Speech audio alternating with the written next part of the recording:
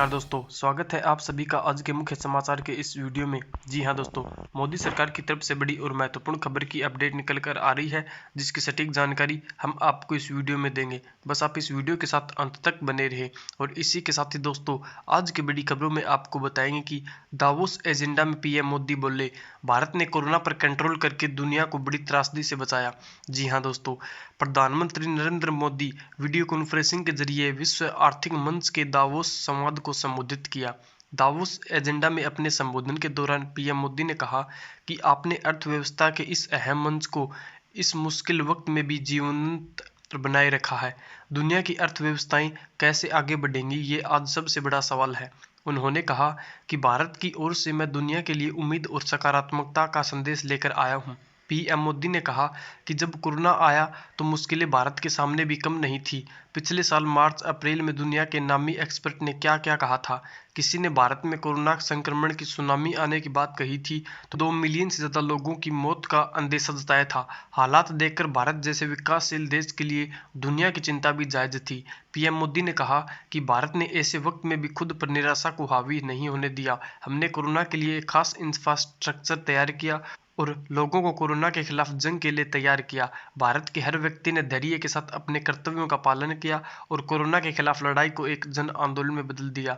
भारत आज उन देशों में है जो अपने से ज्यादा नागरिकों का जीवन बचाने में सफल रहे। और अगली बड़ी खबर की बात करें तो प्राइवेट स्कूल प्रबंधकों का गोरखपुर में अनोखा प्रदर्शन, भीख मांगकर सरकार से की ये मांग। जी हाँ दोस्तों, राष्ट्रीय विद्यालय प्रबंधक संघ के बैनर तले स्कूल प्रबंधकों ने विभिन्न मांगों को लेकर गोरखपुर शहर की सड़कों पर भिक्षाटन किया। उनकी प्रमुख मांग है कि कक्षा 1 से लेकर 8 तक के स्कूलों को खोलने की अनुमति दी जाए। इसके साथ ही उन्होंने कोरोना काल में विभिन्न पदों में हुए खर्चों को माफ करने की भी मांग की है। संघ के पदाधिकारियों ने कहा कि मुख्यमंत्री और राज्यपाल से प्रतिनिधिमंडल की मुलाकात के बाद भी कोई निष्कर्ष नहीं निकलने की वजह से आज उन्हें सड़क पर भिक्षाटन कर सरकार का ध्यान आकृष्ट करना पड़ रहा है। राष्ट्रीय विद्यालय प्रबंधक संघ उत्तर प्रदेश के बैनर तले विभिन्न प्राइवेट स्कूलों के प्रबंधक गुरुवार को कक्षा 1 से 8 तक के स्कूलों को खोलने सहित अन्य मांगों को लेकर सड़क पर आ गए। प्रबंधक पहले नगर निगम पार्क में एकत्र हुए, उसके बाद भिक्षाटन करते हुए सड़क पर निकल गए।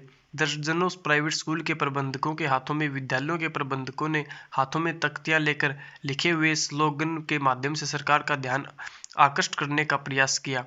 प्रबंधकों ने नारा लगाया कि मेला पार्क सब खुले हैं, स्कूल क्यों बंद पड़े हैं, शिक्षा है जीवन का आधार, विद्यालय खुलने का दो अधिकार के नारे लगाए। और अगली बड़ी खबर की बात करें तो लाल किले पर हुई हिंसा में घायल पुलिस वाले ने कहा, मैं खुद किसान का बेटा हूं, किसान ऐसा नहीं करते। जी हां दोस्तों, 26 जनवरी को राजधानी दिल्ली में हिंसा हुई, लाल किले पर तिरंगा का अपमान किया गया।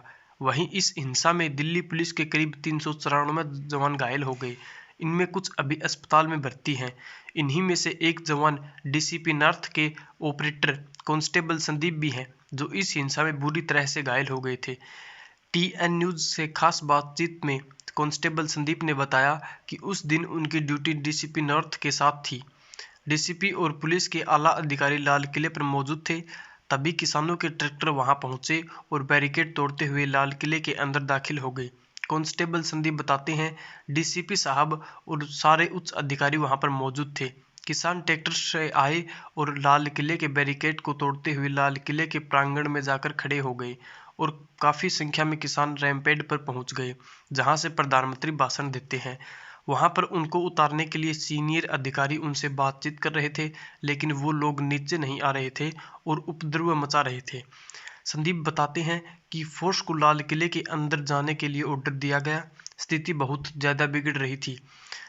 जब फोर्स ने उपद्रवियों को समझाना शुरू किया तो वो भड़क गए और उन्होंने पुलिस फोर्स पर हमला शुरू कर दिया। संदीप के मुताबिक उपद्रवियों के पास हथियार भी मौजूद थे। किसी के हाथ में लाठी डंडे थे तो किसी के हाथ में भाले थे। वहां लोगों के पास तलवार भी मौजूद थी। कांस्टेबल संदीप का दावा है कि उपद्रवियों ने नशा भी किया हुआ था। और अगली बड़ी खबर की बात करें तो 5G की रेस में जियो से आगे निकला एयरटेल, हैदराबाद में टेस्ट कर बना पहला टेलीकॉम ऑपरेटर। जी हां दोस्तों, 5G की रेस में एयरटेल रिलायंस जियो से आगे निकलता दिख रहा है। भारतीय टेलीकॉम दिग्गज एयरटेल कमर्शियल नेटवर्क व 5G टेस्ट करने वाला पहला टेलीकॉम ऑपरेटर बन गया है। एयरटेल ने हैदराबाद शहर में सफलतापूर्वक 5G का डेमोन्स्ट्रेशन किया है। इसकी जानकारी देते हुए कंपनी ने बताया कि पहले से मौजूद 1800 मेगाहर्ट्ज बैंड में NSA non stand alone network technology से उसने ऐसा किया। एयरटेल ने कहा कि उसने इसमें ऐसा पहला डायनेमिक स्पेक्ट्रम शेयरिंग का इस्तेमाल किया। इस स्पेक्ट्रम ब्लॉक में 5G और 4G को एक साथ चलाया जा सकता है। इस टेस्टिंग में दिखाया गया कि सभी डोमेन जैसे रेडियो, कोर और ट्रांसपोर्ट के लिए एयरटेल का 5G नेटवर्क तैयार है। कंपनी ने बताया कि हैदराबाद में यूजर्स 5G फोन पर सेकंड्स में एक पूरी फिल्म डाउनलोड कर पा रहे थे।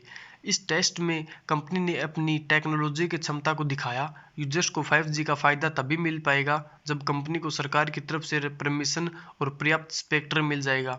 जब 5G नेटवर्क यूजर्स के लिए उपलब्ध होगा तब यूजर्स को सिम कार्ड स्विच करने की जरूरत नहीं होगी।